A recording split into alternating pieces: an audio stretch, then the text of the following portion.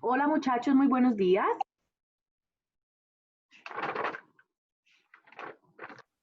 Buenos días, profe. Hola, profe, buenos días. Profe. Buenos días para todos. Espero que todo esté muy bien para ustedes. Bienvenidos a nuestra sesión de clase. Bueno, antes de iniciar vamos a hacer revisión de prensa, como ya estamos acostumbrados. Entonces, dos personas que hayan traído noticias, por favor que levanten la mano.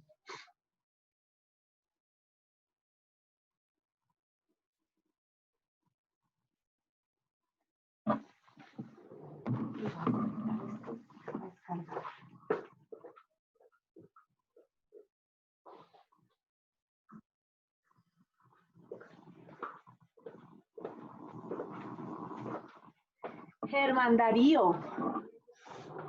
Muy bien, Germán. Dame un momento, por favor, que voy a ubicar aquí el listado de asistencia.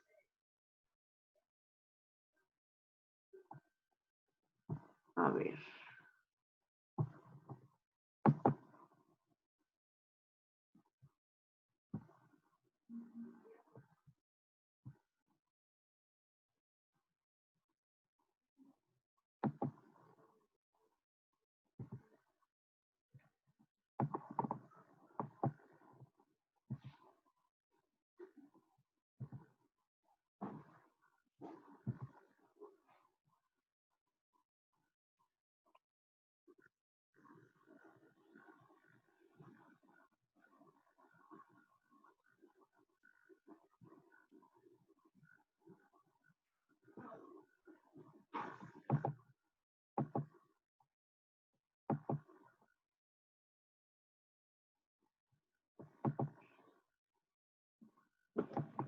Sesenta y nueve.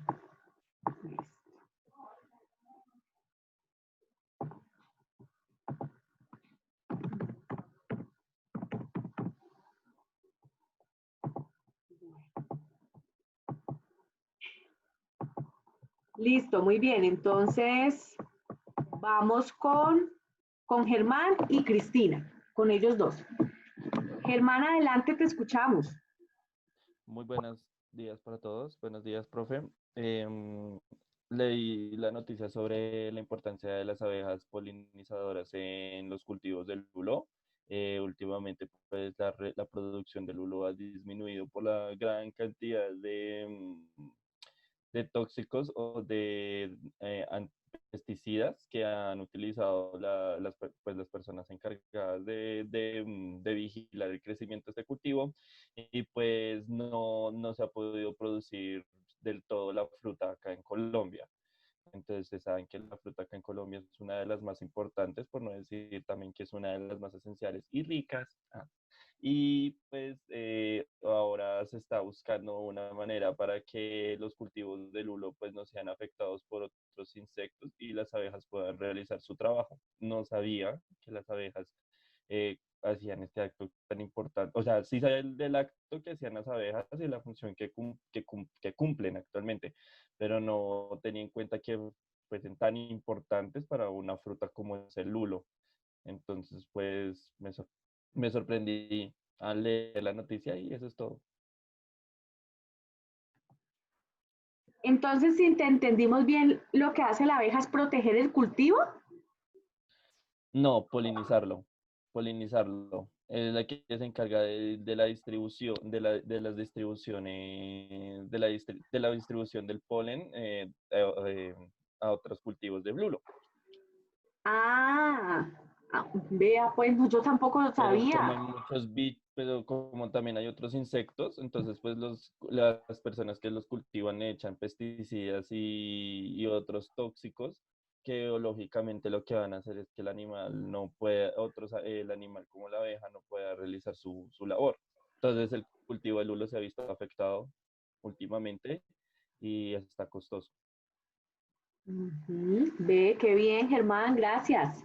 Gracias por ilustrarnos. Muy bien, la naturaleza es muy sabia definitivamente. Lástima Sí, que uno intervenga tan nefastamente en ella.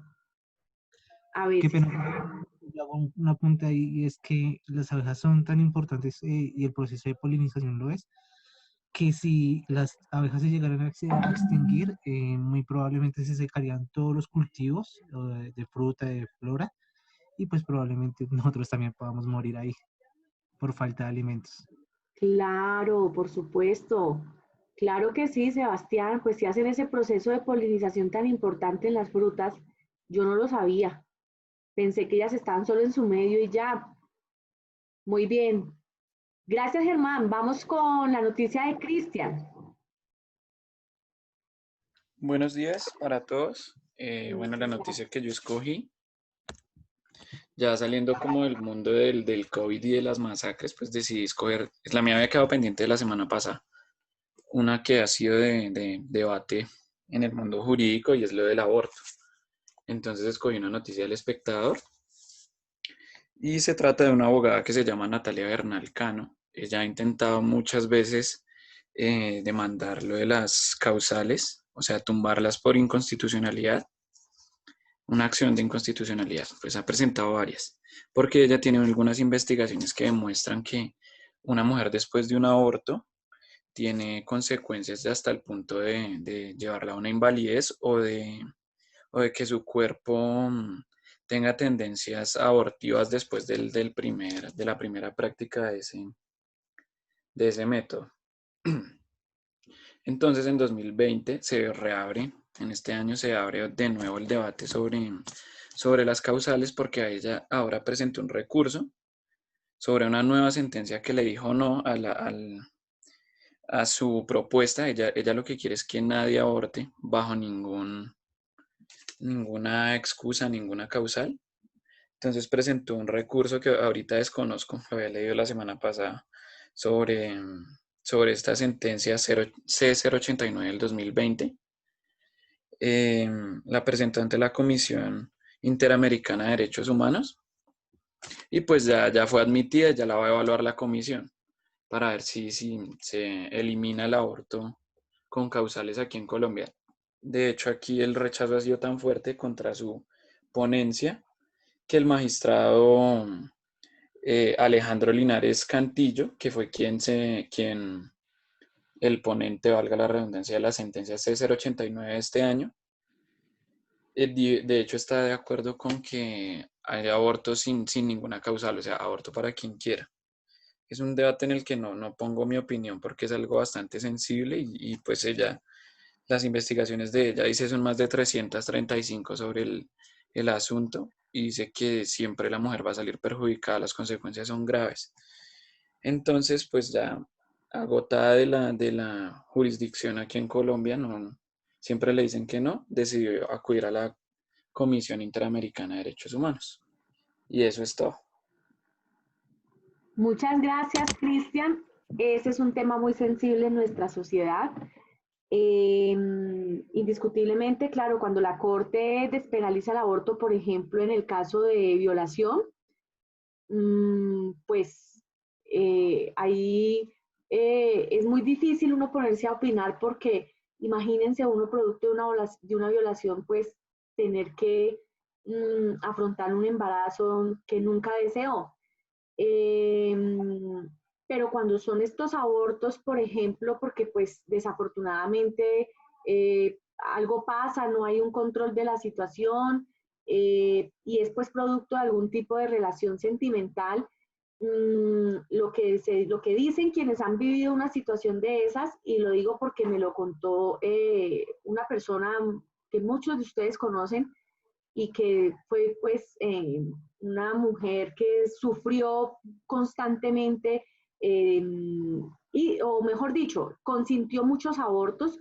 Lo que ella me contaba es que eso es una tragedia humana porque ella no podía vivir tranquila por el remordimiento de conciencia que eso le había causado, que a tal punto, la situación era diferente en el caso de ella, ¿no? No fue por violación ni por ninguna de estas causales que están despenalizadas. Y lo que ella dice es que ella no podía dormir tranquila, no sé en este momento ya cómo esté emocionalmente. ella, bueno, no, y les voy a contar quién es porque ella lo ha hecho público, entonces pues imagínense, es esta niña que fue actriz, Amada Rosa Pérez. Yo tuve la oportunidad de conocerla en el Congreso, porque están liderando un proyecto de ley para penalizar el aborto, y ella me contaba pues en ese momento, porque yo no he vuelto pues a verla, que eso era tortuoso, que era una tragedia humana, que ella no podía dormir tranquila, que ella escuchaba el bebé llorar todo el tiempo. Bueno, mejor dicho, un estado de depresión, una cosa tenaz, requete tenaz. Ella de hecho cambió totalmente su estilo de vida, se volvió muy mariana, dejó la actuación, yo creo que hasta se fue muy a un sector muy radical del catolicismo, que es el lefebrismo, y pues ella cuenta que eso es bien complicado. Ella de hecho hace unas manillitas que simulan ser como el rosario, pero entonces no le coloca pepitas, sino que lo que ella hace es, ellos hacen como unos bebés chiquitos y con los bebés hacen rosarios. Es un tema así. Entonces, pues es como el testimonio cercano que he tenido frente a esa situación. Un debate muy fuerte, ideológicamente hablando, entre liberales y conservadores en este país, precisamente. Eso sí, por ejemplo, es una discusión de alto nivel ideológico, de las pocas discusiones ideológicas que todavía le quedan a este país. Gracias, Cristian, por la noticia, muy bien. Ahora sí, entonces, vamos a la clase. Permítame en un momento, comparto las diapositivas.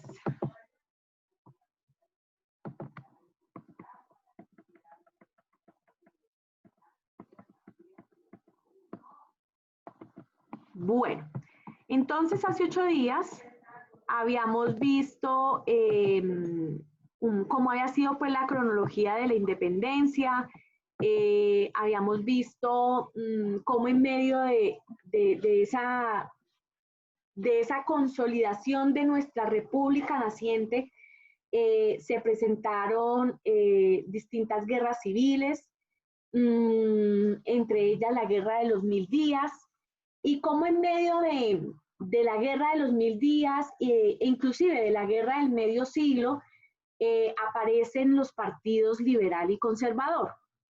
Y habíamos hablado un poco de que el Partido Liberal pues defiende ante todo el federalismo, es decir, una mayor descentralización política de las provincias, hoy en día departamentos y municipios, como el Partido Conservador defiende la libertad y por ello está en contra de la esclavitud, cómo defiende una separación tajante entre la Iglesia y el Estado, y al contrario, pues veíamos cómo el Partido Conservador pues es un partido mucho más defensor de la evangelización en cabeza de la religión católica, evangelización que venía pues desde el mismo Reino de España, cómo el Partido Conservador defiende a ultranza la relación estrecha entonces entre la Iglesia y el Estado, la moral cristiana como la moral de la sociedad. También habíamos visto un poco cómo defienden la propiedad privada, la centralización del poder, pero frente a la propiedad privada, sobre todo los intereses pues, de los grandes terratenientes y latifundistas que hacían parte de este partido. Entonces, esa fue como la primera parte que vimos de la historia. Ahora vamos a entrar a revisar las constituciones que tuvieron lugar en el siglo XVIII y como los principales objetivos de cada constitución. El principal objetivo de cada constitución, quién era el presidente en ese momento y de qué tendencia ideológica era, centralista o federalista, liberal o conservador. Cada constitución está siempre en esa dualidad entre federalismo y centralismo, ya lo vamos a ver. Siempre cada partido tratando de imponer la forma como ellos concebían el mundo. Y eso se hacía a través de las reglas de juego básicas que están en la Constitución Nacional. Entonces, vamos a revisar. Bueno, muy bien. Entonces, ahí ven las diapositivas. ¿Me confirman, por favor? Sí, señora. Sí, profe. Sí, señora. Ok, muy bien. Entonces, vamos a iniciar con la Constitución de 1821, la Constitución de Cúcuta. Es una constitución de carácter centralista, porque en ese momento el presidente era Simón Bolívar, el presidente de la Gran Colombia, y básicamente esa constitución, el objetivo primordial es implementar, crear, por supuesto, la Gran Colombia, ¿sí? Implementar implementar la vida política y social de la Gran Colombia dentro del centralismo, dentro de ese presidencialismo fuerte. En ese momento recordemos que la Gran Colombia estaba compuesta, y por eso se llama la Gran Colombia, estaba compuesta por el Virreinato de la Nueva Granada, estaba compuesta por la Capitanía General de Venezuela, por la Real Audiencia de Quito y por el gobierno de Guayaquil. Por eso se le denominaba la Gran Colombia, porque estaban estos grandes países latinoamericanos. Posteriormente viene la Constitución de 1832. Es una constitución de corte federalista. Su presidente es el general liberal José María Obando. José María Obando era caucano. Y básicamente el propósito de la Constitución neogranadina era regir la vida constitucional del Estado de la Nueva Granada en 3 pilares fundamentales. Primero, una separación tajante de los poderes públicos, es decir, ejecutivo, legislativo y judicial, porque solamente cuando hay una separación tajante de los poderes podemos hablar de democracia. El otro principio bajo el cual se regía esta constitución era la libertad de prensa. Recordemos que ellos son defensores de la libertad de pensamiento, una libertad de pensamiento que no esté cuestionada por la religión católica, por ende, vuelvo y repito, una separación tajante entre la Iglesia y el Estado, y entre la Iglesia y la educación, para que pudiera darse esa libertad de pensamiento y por ende la libertad de prensa. Que la libertad de prensa refleje esas otras libertades como la de enseñanza y la de pensamiento. Y por último, en esta constitución se le dio toda la relevancia a las provincias. Precisamente como era una corte de carácter federalista, lo que se pretendía entonces era darle mayor autonomía a esas provincias, que esas provincias pudiesen instalar unas juntas de gobierno nativas, unas juntas de gobierno donde quienes gobernaran en esas juntas estuviesen ahí con el consentimiento de quienes vivían pues en esas provincias. Luego viene la Constitución de 1843, una constitución de carácter centralista.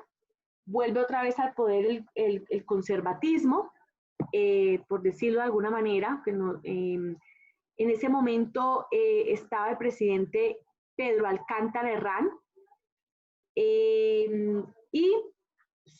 el propósito de esta constitución se basaba, en primer lugar, en ampliar el poder presidencial. Es decir, tener un presidencialismo tan fuerte que el presidente tomaba las decisiones de país, tomaba las decisiones económicas y daba los lineamientos de planificación territorial. Un presidente tan fuerte que era quien elegía quienes iban a gobernar las provincias. Y de ahí que, aunado a este proyecto de designación de gobernadores de las provincias, de las juntas provinciales, se limitara la participación electoral. Entonces, para ellos no es concebible el sufragio universal. Quienes puedan elegir deben cumplir con 2 requisitos, según esta Constitución: haber cumplido 25 años y saber leer y escribir. Que ese era el principal cuestionamiento que le hacían los liberales, porque decían, pero entonces ustedes están limitando la participación electoral a las clases más altas del país, y entonces pues esto se llama exclusión y discriminación. Si la condición es saber leer y escribir, pues hay que ampliar entonces el derecho a la educación. Bueno, entonces pues como que ahí quedó esa Constitución del 43. Luego viene la Constitución de 1853, de corte liberal. El presidente en ese momento era el general José Hilario López, liberal, caucano. El Cauca efectivamente le ha dado muchos presidentes a este país, y lástima el atraso en el que vive, ¿no? Un comentario ahí al margen. Entonces, bueno, el propósito de esta Constitución es seguir ahondando o volver a recuperar lo que se había perdido en la anterior Constitución, con la libertad de enseñanza y la libertad de pensamiento. Seguir profundizando nuevamente en esa separación entre iglesia y Estado, una enseñanza mucho más secular, una enseñanza mucho más mediada por la razón que por la fe, y pues volver a conquistar esas libertades que como que se conquistaba esas libertades, luego se retrocedía y así sucesivamente. Por eso es que también a esto se le ha denominado la patria boba, porque no hemos podido avanzar. Cuando avanzamos volvemos y retrocedemos y otra vez avanzamos y así sucesivamente. Y el otro propósito, volver a acentuar el federalismo, básicamente se era consciente de que uno no podía gobernar desde Bogotá desconociendo las realidades de las provincias, y que si uno no tenía esos apoyos regionales que le contaran al presidente cómo es que era que se vivía en esas provincias de forma distinta, pues era muy difícil gobernar con acierto. Entonces, por eso defendían tanto el federalismo. Luego viene la Constitución de 1858. Esta es una constitución conservadora. El presidente es Mariano Ospina Rodríguez, precisamente uno de los ideólogos del Partido Conservador. El propósito de la Constitución es reglamentar, por supuesto, la Confederación Granadina. En ese momento éramos Confederación Granadina. La Confederación, reglamentarla, por supuesto, bajo la sombrilla de la centralización. La Confederación Granadina estaba compuesta por las provincias de Antioquia, Bolívar, Cauca, Boyacá, las provincias de Cundinamarca y Santander, y en ese momento, Magdalena también estaba ahí, y también hacía parte de la Confederación Granadina Panamá. Panamá, la cual perdemos más adelante, ¿no? En 1904. Pero entonces ese es el propósito fundamental de esa Constitución: reglamentar la Confederación Granadina, que estaba compuesta por estas provincias a la luz de la nuevamente centralización. Luego viene la Constitución de 1863, de corte liberal. El presidente era el general Tomás Cipriano de Mosquera, caucano, y vuelve otra vez en su lucha por profundizar nuevamente el federalismo, como ya lo hemos visto, con todas las ventajas que para ello tenía el federalismo. Además, recordemos que los liberales, y aquí cabe aclarar eso, los liberales, sus ideas venían de la Ilustración. El movimiento de la Ilustración fue un movimiento que se generó en Francia, un movimiento que básicamente hablaba de que la razón era la que debía imperar en una democracia, defendían la democracia, defendían el concepto de ciudadanía y el concepto de ciudadanía desde el sufragio. Ellos decían que a nadie se le podía considerar ciudadano si ese ciudadano no sufragaba. Entonces, todas estas ideas acompañaban ese proyecto de federalización del país. Y por último, señor. Disculpa una pregunta. ¿Sufragar a qué te refieres? Es que no te entendí. A votar. Ah, ok. Ajá, es votar, así es. Y bueno, la Constitución del 86, al final de toda esta clase de historia vamos a hablar de la Constitución del 91, claro está, porque pues hasta allá vamos a llegar. Y por último, la última Constitución del siglo XVIII, la Constitución de 1886, una constitución denominada la Constitución de la Regeneración. Ese fue el nombre o como lo quiso denominar es su presidente de la época, Rafael Núñez. Rafael Núñez escribió el himno del Partido Conservador, muy conservador, de los conservadores radicales, del ala radical del partido, y le llamó la regeneración porque él decía que había que recomponer todo lo que se había perdido con estos gobiernos anteriores y con estas constituciones liberales. Entonces, que regenerar era volverle a dar privilegios al clero, y privilegios en el sentido de que se volvía a recuperar la relación otra vez entre Estado e Iglesia, volver a imponer la moral cristiana como la moral de la sociedad y la religión católica como la religión oficial de la sociedad. También se le dio al clero unas funciones allí de administración de algunos bienes públicos, que después muchos señalaron que esa era una administración de bienes en manos muertas. Bueno, también recuperar la regeneración, pues está encaminada a restringir la libertad de prensa.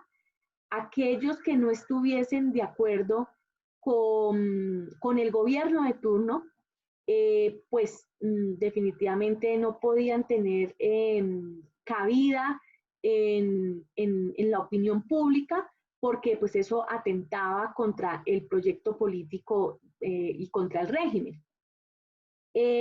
También en esta Constitución volvemos nuevamente pues al centralismo, que ya lo hemos repetido tantas veces, y los estados pasan a ser departamentos, es decir, ya no se denominan provincias sino departamentos, y ya pues después de la Constitución del 86 es que vamos a asistir ya a la elección popular de gobernadores y alcaldes de estos departamentos y municipios. Por supuesto, ya se llaman municipios y no cabildos. También se instaura la pena de muerte, sobre todo para aquellos delitos que vayan en contra de la nación, por decirlo de alguna manera, delitos que tengan que ver con el robo del erario público. Entonces, bueno, esas son las constituciones que a lo largo han tenido vigencia en el país. Luego viene una hegemonía conservadora, que va de 1880 a 1930, y ahí en esa hegemonía conservadora también vale la pena destacar quiénes fueron sus principales presidentes, cuáles fueron sus principales objetivos durante la presidencia, pero también hay que señalar y profundizar un poco en los eventos que tuvieron lugar durante esa hegemonía conservadora, que desafortunadamente pues son también unos eventos muy oscuros para la historia del país. Entonces, vamos a hablar un poco pues como de los avances durante esa hegemonía, pero también de los retrocesos. Entonces, iniciamos con Rafael Núñez, pues es quien lidera esta hegemonía de 1880 a 1892, y por supuesto, su principal logro es la expedición de la Constitución Política del 86, conocida como la Constitución de la Regeneración, de la cual ya hablamos. Luego viene Carlos Holguín Mayarino, de 1888 a 1892, y básicamente el principal logro de este gobierno es que ellos recuperan la navegación del río Magdalena, importante porque el río Magdalena se vuelve una de las primordiales rutas comerciales en ese momento. Y tal vez es como la puerta de entrada también para que el país ya se empiece a visibilizar mucho más internacionalmente. Luego viene Miguel Antonio Caro, en 1892 hasta 1898. Miguel Antonio Caro, también otro ideólogo fuerte del conservatismo radical, tan radical que él casi no pudo gobernar porque encontró muchísima oposición en el Partido Liberal por la centralización, por el tema de las restricciones del sufragio, por el tema de la libertad del cuestionamiento a la libertad de prensa, pues porque él es un hombre que cree firmemente en la Constitución del 86 y se dedica en su gobierno a tratar de profundizar en ello. Y no solamente se gana la animadversión de los liberales, sino también del mismo Partido Conservador. En el Partido Conservador empiezan a aparecer unas figuras muchísimo más moderadas, no son tan radicales, creen que sí hay unas conquistas que definitivamente la sociedad debe alcanzar, como por ejemplo la libertad de pensamiento. Hay un sector del conservatismo que también empieza a creer más ya en la descentralización del país, empieza a creer también en que hay que tener una relación mucho más funcional con la iglesia, pero no al punto tal de que sea la iglesia la que domine el pensamiento de quien está al frente del poder. Entonces, a este señor le toca básicamente dedicarse a defenderse de la oposición de su mismo partido por el lado de los moderados y de la oposición liberal. Luego viene Manuel Antonio San Clemente, entre 1898 y 1900. Este señor muy poco duró en el gobierno, por espacio de 2 años, porque resulta que él no le pudo dar un manejo a la guerra de los 1000 días, que fue la que le estalló en su gobierno. Resulta que pues él no tuvo capacidad de maniobra porque él también era un conservador radical que prácticamente con sus decisiones agudizaba más la situación en vez de calmar un poco los ánimos. Y entonces, al no tener capacidad de gobernabilidad para eso, para la guerra de los 1000 días, pues lo derrocan, y lo derroca también un copartidario suyo, que es Manuel Marroquín. Entonces, Manuel Marroquín asume el poder en 1900 hasta 1904. Él se dedica claramente se dedica pues a tratar de apaciguar los ánimos con las dos facciones, el liberalismo y el conservatismo, y apaciguar los ánimos sobre todo en las bases de los partidos. Y pues como estuvo tan concentrado en eso, ahí es cuando entonces perdemos Panamá. Y perdemos Panamá porque el gobierno definitivamente no hace presencia en Panamá. Y entonces ahí es cuando vamos a centrarnos en las causas de la pérdida del Canal de Panamá. Pues primero, no hay una presencia del Estado. Segundo, la oligarquía comercial panameña también hace la puja por la separación, porque ellos creen que por nosotros estar tan imbuidos en nuestros conflictos políticos, pues definitivamente no ejercemos allí soberanía. Y sí, porque efectivamente el país vivía en un conflicto político entre liberales y conservadores. Vivía en un conflicto económico porque, por un lado, los liberales hacían la defensa del libre cambio y los conservadores una defensa del proteccionismo. a cerrar las fronteras y que no tuviéramos intercambios comerciales. También tenemos un conflicto de carácter administrativo porque, como ya lo he dicho, los liberales defensores del federalismo y los conservadores defensores del centralismo. Entonces, por estar en esos conflictos, por estar tan imbuidos ahí, pues descuidamos Panamá. Y entonces, pues Estados Unidos, que sí sabía para dónde iba, pues vio la oportunidad, vio ese descontento en la clase oligárquica panameña, y ellos sí necesitaban expandir pues su imperio capitalista. Y vieron la oportunidad en el canal de que el canal les serviría precisamente como una ruta comercial importantísima, además porque el canal les permitía integrar las costas atlántica y pacífica y moverse muy rápidamente por el canal y no tener que dar toda una vuelta que más adelante la vamos a ver. Entonces, ¿qué pasó? Como que todo se dio porque estaba por un lado el descontento, por otro lado, pues de todos modos, sí se había tratado de iniciar la construcción del canal y se había contratado una compañía francesa para que construyera el canal. Eso sí estaba pues como en los proyectos, pero esa compañía quebró en el año 96, en 1896, no tenían la capacidad para terminar del todo el canal. Entonces ellos en esa angustia pues contratan a un señor norteamericano de apellido Cromwell, y el objetivo de contratar a ese señor era que convenciera al gobierno americano en ese momento de que les comprara pues la empresa, porque ellos no podían mantenerla. Este señor Cromwell, por supuesto que inicia toda una campaña de lobby en Estados Unidos, una campaña a la que le denominan americanización del canal. Ya de entrada, pues, el nombre ya era muy atractivo.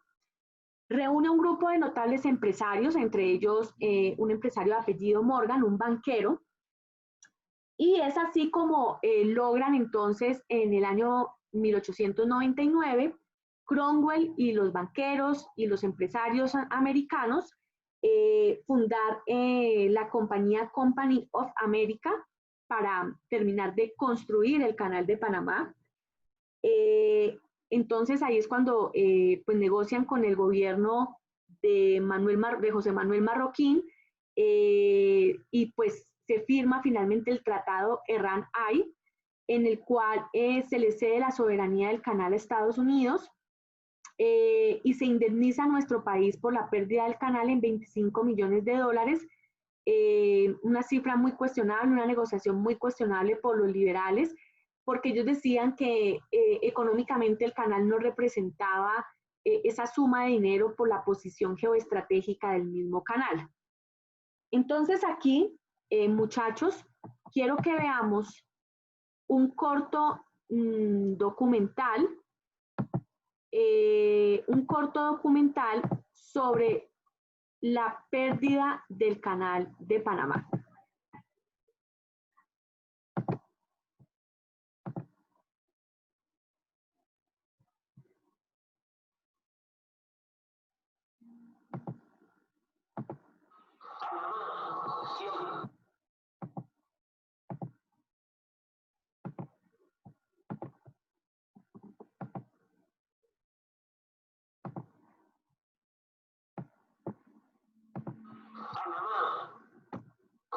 Siempre fue parte de Colombia, hasta que se separó en 1903, apoyada por Estados Unidos, que estaba interesado en el ferrocarril que iba del Caribe al Pacífico y en el canal que debía reemplazarlo y que ya había comenzado a construirse. Suele decirse que Panamá no hizo el canal, sino que el canal hizo Panamá, pero no es completamente cierto. Ya antes, Panamá había hecho 17 intentos de separación y 4 separaciones declaradas que no resultaron. La molestia de los panameños con Bogotá venía del desprecio de la oligarquía. Profe, buenos días, qué pena, es que no sé si soy yo la que no escucho bien, pero no se entiende. Sí, profe, no se escucha bien ese video. Profe, no se escucha bien. Espérenme, por favor, comparto sonido, se me olvidó hacer eso, compartir sonido de la computadora. Listo, pues vámonos a colocar entonces. Por favor, me dicen si allí escuchan. Panamá siempre fue parte de Colombia, hasta que se separó en 1903, apoyada por Estados Unidos, que estaba interesado en el ferrocarril que iba del ¿Qué tal allí? ¿Mejoró? Sí, profe, mucho mejor. Sí, profe. Perfecto.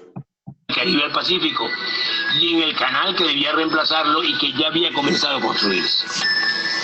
Suele decirse que Panamá no hizo el canal, sino que el canal hizo Panamá, pero no es completamente cierto. Ya antes, Panamá había hecho 17 intentos de separación y 4 separaciones declaradas que no resultaron.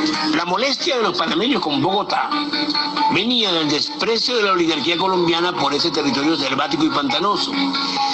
Ni siquiera existía una carretera, y aún no la hay, que uniera a Colombia y Panamá. Pero Panamá estaba en la mira de las grandes potencias, de los imperios, por lo estrecho de su istmo, unos 70 kilómetros, y la relativa facilidad de pasar del Caribe al Pacífico y viceversa, sin dar la larga y peligrosa vuelta por el extremo sur del continente, por el Cabo de Hornos y el Estrecho de Magallanes. Para Estados Unidos el paso por el istmo era vital por la necesidad de poblar California, recién arrebatada a México y donde se había descubierto oro. En 1855 se inaugura el ferrocarril, que va de costa a costa, y un año después se producen los primeros incidentes armados entre estadounidenses y panameños. Las instalaciones del ferrocarril son incendiadas y el ejército de Estados Unidos desembarca tropas. Esto seguirá siendo una situación de baja intensidad, pero tensa, de baja intensidad, hasta finales del siglo, cuando los franceses inician la construcción de un canal. Pero son derrotados por la fiebre amarilla, que mata a unos 20.000 obreros. Los estadounidenses continuarán la obra con grandes trabajos de saneamiento que controlan la enfermedad y terminan el canal en 1903. Pero entre 1899 y 1902 se desata la famosa guerra civil de los 1000 días entre liberales y conservadores, que convirtió a Colombia y a Panamá en un sangriento campo de batalla donde muere gran parte de la juventud. En esa guerra civil se destaca Victoriano Lorenzo, un humilde líder indígena, liberal, nacido en el norte de la región de Coquén. Victoriano Lorenzo, un hombre muy humilde, era famoso porque había pasado 9 años preso por matar a un explotador y porque siempre había luchado contra las injusticias de los conservadores. En 1900, luego de la derrota de los liberales en la batalla de Caledonia, Victoriano se vuelve guerrillero en las montañas de Penonomé, en donde derrota y expulsa a los conservadores. En 1901 los generales lo nombran general de división. Tiene 34 años. Es un caudillo popular, al que siguen los desheredados, y está convirtiendo la guerra en una revolución que promete la tierra a los campesinos que la regaron con su sangre. Victoriano inspira temor a los ricos, tanto conservadores como liberales. Para septiembre de 1902, las fuerzas populares liberales controlan casi todo el interior del país y avanzan victoriosas sobre las ciudades de Colón y Panamá. Pero entonces, el general liberal colombiano Benjamín Herrera, jefe militar de Lorenzo, recibe un mensaje del cónsul general de Estados Unidos en Panamá, señor Kutcher, donde le advierte que Estados Unidos, cito, no permitiría combates en las ciudades de Panamá o Colón o cerca de la línea ferroviaria entre estas dos ciudades. Y así, los dos bandos, temerosos de una intervención militar gringa, acuerdan firmar la paz, como en efecto la firman el 21 de noviembre de 1902 a bordo del barco de guerra estadounidense USS Wisconsin. Pero quedaba el problema de Victoriano Lorenzo y su revolución.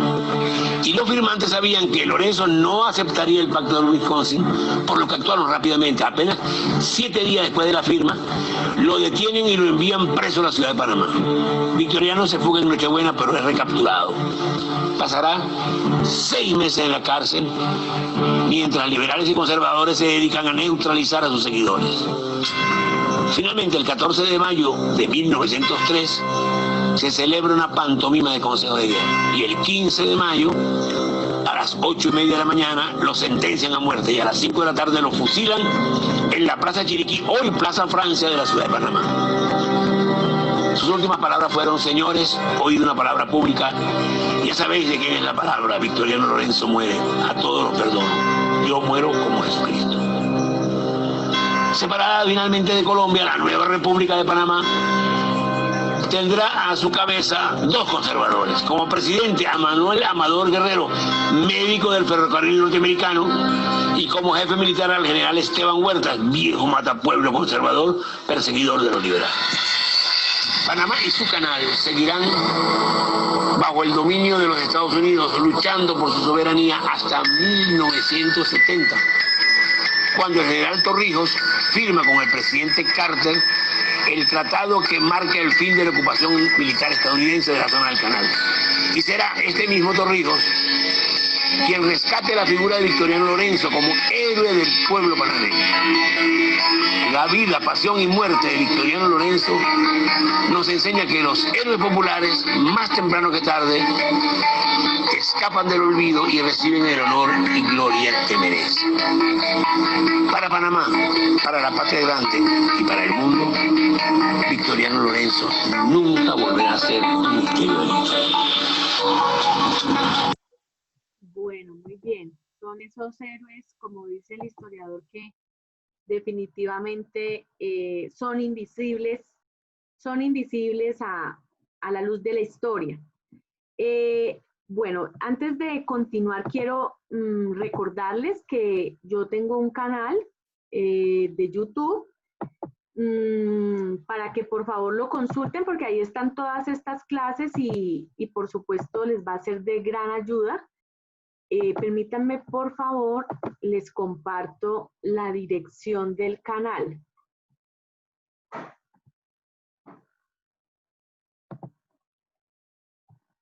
ver.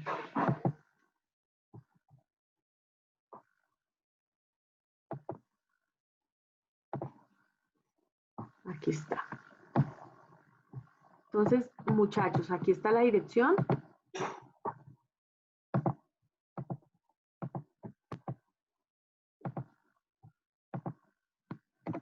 Ahí está la dirección del canal. Bueno, ahora sí continuemos. Bueno, entonces, perdemos Panamá. Perdemos Panamá. Sigue el gobierno de Rafael Reyes.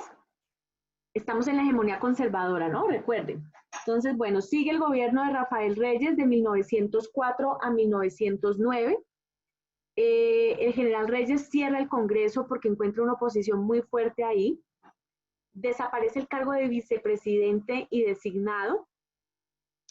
Y alienta más bien a que los terratenientes y los industriales que hacían parte o militaban dentro del conservatismo pudieran ser entonces ahora ministros del despacho.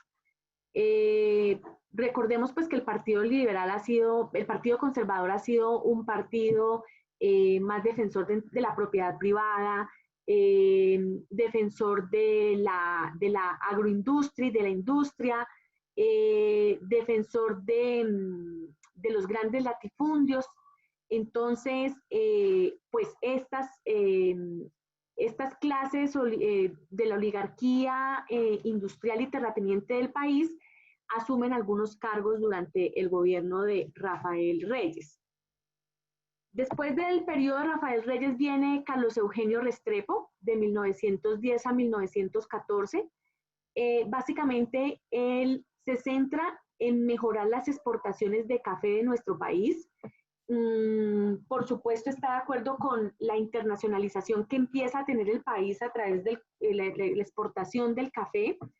De hecho, en ese momento se hablaba de la necesidad de crear una entidad nacional que se dedicara a mejorar cada vez más el cultivo y a la comercialización del mismo, a abrir puertas en distintos escenarios internacionales para lograr la negociación de este monocultivo. También en la presidencia de él hay una austeridad en el gasto público. Básicamente, pues se restringe como a lo más esencial en ese momento, y lo más esencial en ese momento era fortalecer la ruralidad desde el monocultivo del café. Viene después José Vicente Concha de 1914 a 1918 y básicamente allí lo que, en este cuatrenio lo que sucede así como muy importante para el país es que se delimita los límites con el Ecuador y se inicia la construcción del Capitolio Nacional, donde hoy funciona el Congreso de la República. Básicamente, pues en el Capitolio es donde se desarrollan las sesiones plenarias de la Cámara y del Senado. En el Capitolio es donde están las oficinas de los presidentes de la Cámara y el Senado con sus respectivas unidades administrativas, y es en el Capitolio Nacional donde se radican los proyectos de ley o los actos legislativos que van a ser discutidos pues en las sesiones del Congreso. Luego viene Marco Fidel Suárez, conservador de 1918 a 1922. Marco Fidel Suárez, de una extracción humilde, viene pues de un hogar, él es hijo de una lavandera.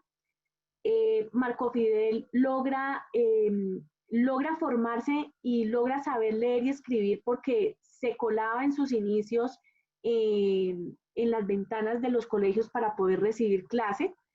Finalmente logra militar en el partido a tal punto de que pues logra formarse. Es un hombre con unas ideas y un liderazgo que le permiten posicionarse dentro del partido, de tal forma que pues llega a ser presidente de Colombia. Y pues de lo destacable de su gobierno es que en él empiezan las principales rutas aéreas en el país, y la primera ruta que se inaugura en Colombia es con la empresa Escadata, básicamente. Luego viene Pedronero Ospina, de 1922 a 1926. Básicamente en su gobierno se crea el Banco Agrícola Hipotecario, que es un banco que le presta a los campesinos, por supuesto, para poder mejorar la productividad de su tierra, pero también paralelamente a eso se empieza como un censo rural y un programa de formalización de la tierra para aquellos campesinos que no tenían propiedad sobre la misma, que no tenían escritura sobre la misma. Entonces, también se avanza paralelamente en eso, pues porque se crea este banco, y ese banco, por supuesto, no le presta a quien no tenga una prenda de garantía, que en este caso es pues el tema de la propiedad como tal, de la escrituración como tal de la propiedad. También se hace una profundización en la inversión en infraestructura. Básicamente es un gobierno que invierte en la construcción de carreteras rurales. Entonces es como el tipo de inversión que se hace o se centra mucho ahí. Y también pues hay una eficiente fiscalización del gasto público, es decir, invertir en las prioridades que pues en ese momento tenía el gobierno, y menos en burocracia. Por eso se dice que hay una eficiente fiscalización. Luego viene este gobierno que ha sido muy cuestionado y nefasto para la historia, que es el de Miguel Abadía Méndez, de 1926 a 1930. Es un gobierno que, bueno, por un lado instaura los límites con Nicaragua, estableciéndose que la isla de San Andrés, Providencia y Santa Catalina es de Colombia. Hoy en litigio, porque recordemos que Nicaragua nos interpuso una demanda alegando que la isla es de ellos y que ellos en su momento habían firmado ese tratado limítrofe con Colombia, presionados por Estados Unidos. Y entonces, bueno, hoy estamos en esa disputa sobre la isla y sobre la implementación del fallo que se dio hace muy poco en el gobierno de Santos, precisamente. Entonces, bueno, eso por un lado. Y el lado oscuro también de la historia es que durante el gobierno de Miguel Abadía se presenta la masacre de las bananeras, y vamos a hablar entonces un poquito de la masacre de las bananeras. Vamos a adentrarnos ahí. ¿Qué fue la masacre de las bananeras? Hay que decir que nosotros le permitimos la entrada a Colombia a la compañía estadounidense, la United Fruit Company, quien estaba muy interesada en el cultivo del banano y en la exportación del banano. Ellos se instalan una de sus maquilas en Ciénaga Magdalena, y resulta que en el año 1928, como en noviembre de ese año, los trabajadores, quienes trabajaban en los cultivos, hacen una huelga que dura 26 días más o menos, una huelga que le hacen a la United Fruit Company porque para ellos hay una violación flagrante a los derechos laborales, y efectivamente así fue. Ellos reclamaban porque se reglamentaran las horas de trabajo, no había unas horas establecidas, entonces abogaban por 8 horas laborales, abogaban por un contrato formal entre la empresa y el trabajador y no entre un tercero y el trabajador, abogaban por una mejor retribución salarial. Incluso decían que tras de que los salarios no eran los adecuados para suplir sus necesidades, también les pagaban con unos bonos. Entonces, era como mitad la plata en efectivo y mitad bonos, y eran unos bonos que se cambiaban en empresas, empresas que hacían parte de la United Fruit Company. Entonces ese era otro punto en disputa, también que trabajaban en unas condiciones infrahumanas, no tenían la indumentaria adecuada para trabajar en los cultivos. Entonces todo esto pues genera malestar, agota la paciencia de los trabajadores, y finalmente pues ellos entran en una huelga, 20 y pico de días. No se tramitó bien esa huelga, ni por parte de ellos ni por parte del gobierno, pero pues también el gobierno lo que hace en cabeza del coronel Cortés es prácticamente autorizar que eso se acabe con el, pues empuñando las armas, y entonces ahí es cuando sucede la masacre, en ese diciembre de 1928. El gobierno escondió la información oficial, estaban hablando de 40 y pico de muertos, y en realidad son como más de 1000 muertos.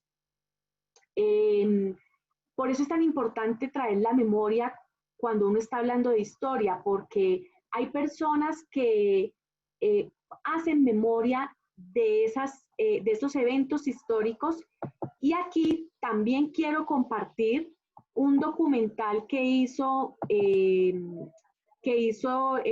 Caracol sobre la masacre de las bananeras, a propósito cuando se estaban cumpliendo 90 años de esta tragedia. Espera, si aún no vas a hablar inglés, debes ver este video. Mi nombre es Kale Anders, yo soy coach de inglés para millones de latinos online. Y aquí...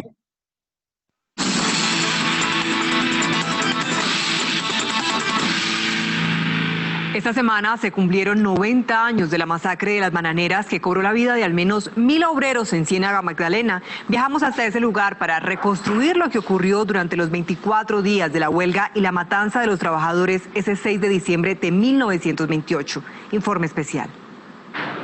Un señor que trabajaba en el ferrocarril me dijo: yo vi un río de sangre que corría por el playón, que vio una masa de muertos que él no podía numerar, no las pudo contar, pero que alrededor de las 8 o 9 de la mañana ya esos muertos habían desaparecido. El escritor y dramaturgo Guillermo Enríquez Torres desanda sus memorias sobre la mítica huelga de 1928 contra la United Fruit Company que terminó en la masacre de las bananeras. Un holocausto de fusiles y bayonetas que tiñó de sangre la estación del ferrocarril de Ciénaga Magdalena y cuyos desenlaces posteriores incubaron las más feroces violencias del siglo XX.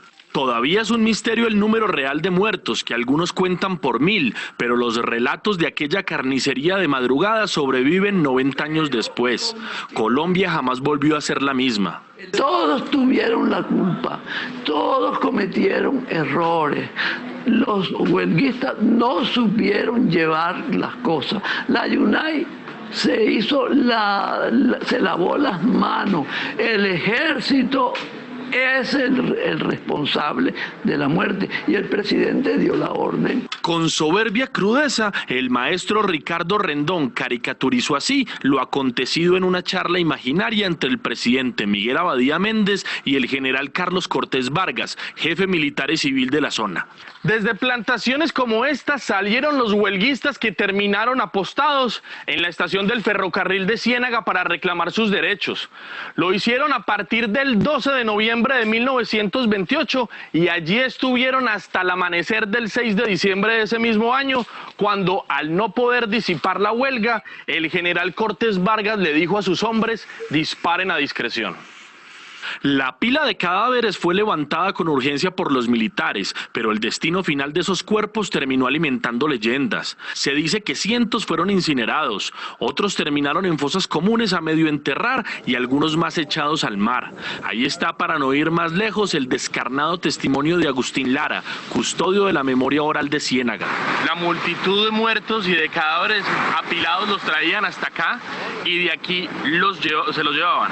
Tal y cual, lo que cuenta el testigo es que los traían desde la plazoleta de los Mártires o antigua estación de ferrocarril donde ocurrió la masacre o la mayor parte de la masacre, y desde allá se traían grandes cantidades de cadáveres para ser embarcados en pequeños botes. La idea era que, pues, una vez cargados en el Pichincha, poder llevarlos a ultramar y arrojarlos allá para poder borrar evidencias, que era la finalidad del trasteo de muertos, por así decirlo, ¿no? Es decir, aquí se consumó el delito, o uno de los mayores delitos del encubrimiento de la masacre de las bananeras. Se dice que fueron más de 300 muertos que por esta vía pudieron deshacerse de ellos arrojándolos al mar. Recorrimos con Agustín los lugares emblemáticos de esa cronología de sangre: el cuartel militar desde el cual impartió instrucciones el general Carlos Cortés Vargas, las casas que se erigieron sobre las fosas comunes, las calles que desembocaban en el puerto para llevar los cadáveres a ultramar y la Plaza de los Mártires,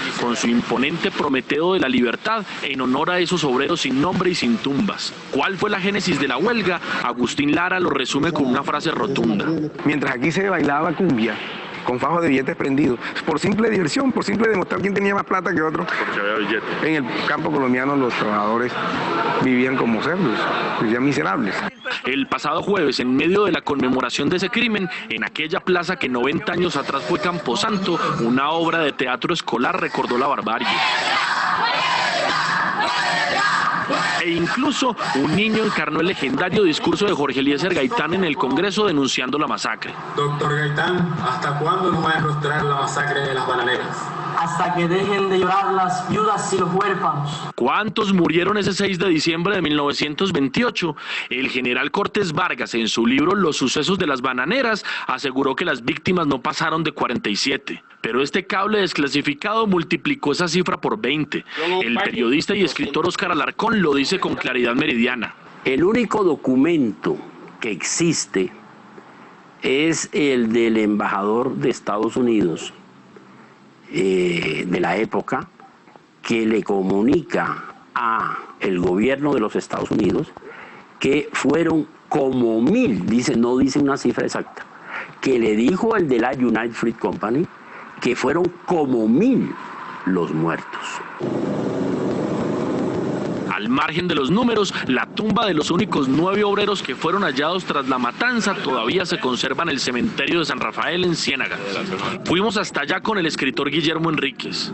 ¿Por qué cree usted que dejaron solo 9? ¿Era un mensaje? Era un mensaje del general Cortés Vargas a los obreros. 9 puntos, no, les dejo 9 muertos. Ellos son el símbolo de ese avance laboral que hay en Colombia, ellos están ahí por eso.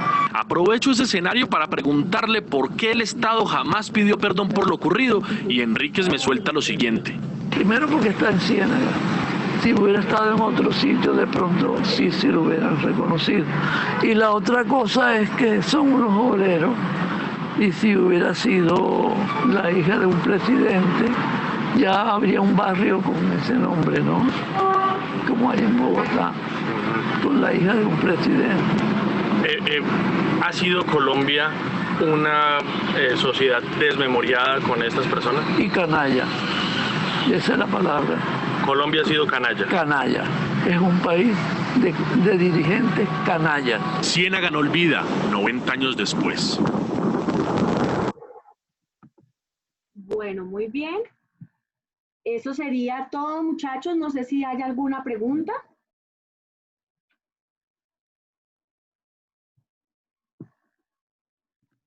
No, profe.